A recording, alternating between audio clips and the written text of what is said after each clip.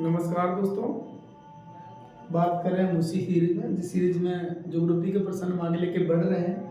एक एक नंबर के प्रश्न है सीधे एग्जाम में देखने को यहीं से देखने को मिलेंगे और उन्हीं प्रश्नों को लेकर अपन आगे बढ़ रहे हैं। तो आज ये तीसरी क्लास है और इस तीसरी क्लास को हम देख रहे हैं। इसमें भी 10 प्रश्न है और एक बार ये देख लेते हैं कि इससे पहले वाली क्लास में मैंने जो प्रश्न बताए थे आपको, क्या वो याद है या फिर से भूल गए? तो उनको रिपीट करते रहना, जवाब देते रहो। मैं प्रश्न पूछते चलता हूँ। स्थिर जनसंख्या का जो पिरामिड है वो मैंने बताया था कौन से देश का स्थिर जनसंख्या का पिरामिड है, तो बताओ कौन से देश का है? तो स्थिर जनसंख्या का पिरामिड है वो ऑस्ट्रेलिया का। एक मैंने बताया था मानव विकास सूचकांक में फर्स्ट पर यानी कि टॉप पर रहने वाला देश कौन सा है, तो कौन सा है बताओ? तो टॉप पर रहने वाला देश है नॉर्वे। अगला जो प्रश्न मैंने बताया था रूस में जो सामूहिक कृषि की जाती है वो सामूहिक कृषि किस नाम से जानी जाती है? तो रूस में की जाने वाली सामूहिक कृषि याद होगा थोड़ा बहुत, उसको कोलाकोज के नाम से जानते हैं। ब्राजील में नेक्स्ट प्रश्न, ब्राजील में जो कॉफी के बागान उगाए जाते हैं वो कॉफी के बागान क्या कहलाते हैं? तो बताओ एक बार कॉफी के बागान क्या कहलाते हैं? तो कॉफी के बागान कहलाते हैं फेजेंटा। नेक्स्ट प्रश्न था महान झील औद्योगिक प्रदेश कहाँ स्थित है? तो महान झील औद्योगिक प्रदेश कहाँ स्थित है? तो संयुक्त राज्य अमेरिका में स्थित है।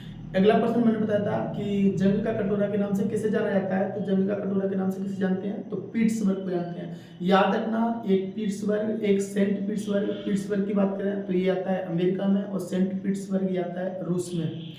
अगला जो प्रश्न मैंने बताया था वो बताया था मैंने उच्चतम स्तर के जो निर्णय लिए जाते हैं या उच्चतर स्तर के जो निर्णय लिए जाते हैं उसमें शामिल व्यक्ति किस क्रियाकलाप के अंतर्गत शामिल होते हैं? तो किस क्रियाकलाप के अंतर्गत शामिल होते हैं? तो ये होते हैं पंचम क्रियाकलाप के अंतर्गत।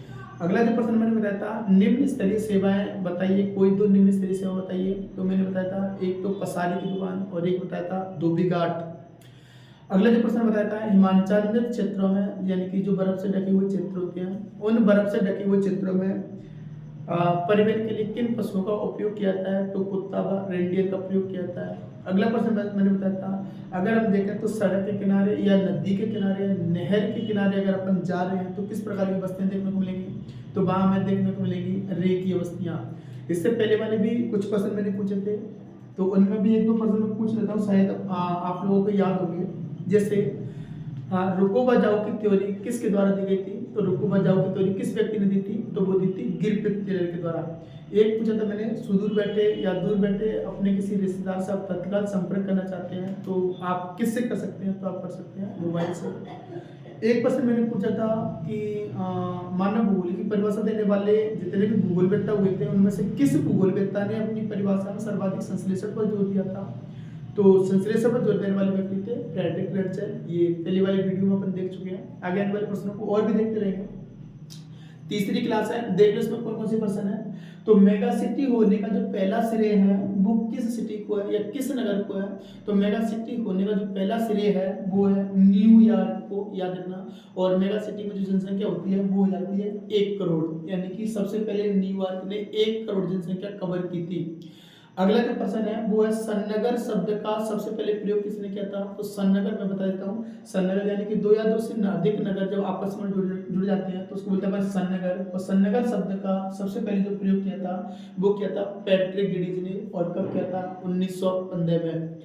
इंपॉर्टेंट प्रश्न है, बार बार पूछा जाता है। विश्व नगरी शब्द का सर्वप्रथम प्रयोग वो किसने किया था? तो विश्व नगरी शब्द का सर्वप्रथम प्रयोग किया था जीन गोटमैन ने। और इन्होंने कब किया था? तो 1957 में किया था। मिलियन सिटी का दर्जा है वो सर्वप्रथम किसे मिला था? तो मिलियन सिटी का दर्जा किसे मिला था? तो ये मिला था लंदन को। किसको मिला था? लंदन को।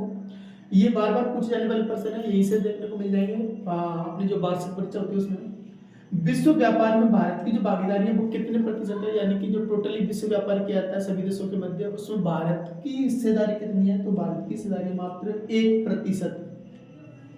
अगला प्रश्न, ट्रांस साइबेरियन जो रेल मार्ग है जो अपन पूरे पूरे रूस के पूर्वी क्षेत्र को पश्चिमी क्षेत्र से जोड़ता है तो उसको कहते हैं अपन ट्रांस साइबेरियन रेल मार्ग। इस ट्रांस साइबेरियन रेल मार्ग के पूर्वी छोर पर और पश्चिमी छोर पर ऐसे प्रश्न पूछ रहा है कि दोनों छोरों पर कौन कौन से नगर है वो स्थित है? तो कौन कौन से हैं? तो पूर्वी छोर पर पश्चिमी छोर पर स्थित है सेंट पीटर्सबर्ग और पूर्वी छोर पर स्थित है व्लादिवोस्टोक। सेंट पीटर्सबर्ग से याद आया एक शब्द था पीटर्सबर्ग जिसे अपन जंग का कटोरा के नाम से जानते हैं, ये याद रखना, अमेरिका में स्थित है। विश्व का व्यस्ततम समुद्री मार्ग कौन सा है? तो व्यस्ततम समुद्री मार्ग है उत्तरी अटलांटिक समुद्री मार्ग, और इसी उत्तरी अटलांटिक समुद्री मार्ग को हम जानते हैं बृहद ट्रंक मार्ग के नाम से। अर्थात ये बृहद क्या नाम है, व्यस्ततम समुद्री मार्ग है, उत्तरी अटलांटिक समुद्री मार्ग है। ये उत्तरी अमेरिका और यूरोप के मध्य स्थित है। किस प्रकार की कृषि में जो खट्टे फल हैं या खट्टे जो रसदार फल हैं उनकी खेती की जाती है? तो किस प्रकार की खेती में खट्टे रसदार फलों की खेती है वो की जाती है? तो ये की जाती है भूमध्य सागरीय कृषि में। मानव विकास के 4 स्तंभों के नाम लिखिए। इंपोर्टेंट प्रश्न है, एक बार देख लो मानव विकास के 4 स्तंभ कौन कौन से हैं। तो 1 नंबर का प्रश्न ये बार बार पूछा जाता है। तो समता, सतत पोषण, उत्पादकता और सशक्तिकरण 4 शब्द हैं, विशेषकर याद रखने हैं। समता, सतत पोषण, उत्पादकता और सशक्तिकरण। इसके बाद एक प्रश्न और इसका लास्ट, भारत में उच्च मानव विकास वाले राज्य का नाम लिखिए। तो ऐसा कौन सा राज्य है जो मानव विकास रिपोर्ट में सबसे टॉप पर आता है? तो उस राज्य का नाम है केरल। और यही से एक प्रश्न और बनता है, जो मानव विकास रिपोर्ट विश्व में निकाली जाती है तो उस मानव विकास रिपोर्ट में टॉप पर रहने वाला देश यानी कि शीर्ष पर रहने वाला देश कौन सा है? तो वो देश आता है नॉर्वे। मैंने बताया था, इससे पिछली वाली वीडियो में नॉर्वे की चर्चा की थी, तो मैंने बताया था कि नॉर्वे एक शांति प्रिय देश है और मानव विकास रिपोर्ट में हमेशा ही टॉप पर रहने वाला देश है और बार बार फर्स्ट नंबर पर ही आता है।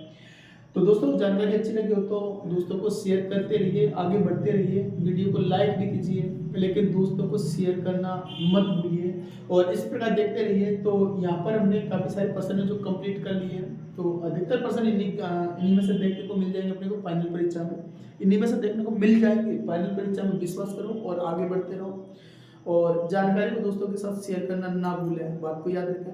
धन्यवाद दोस्तों।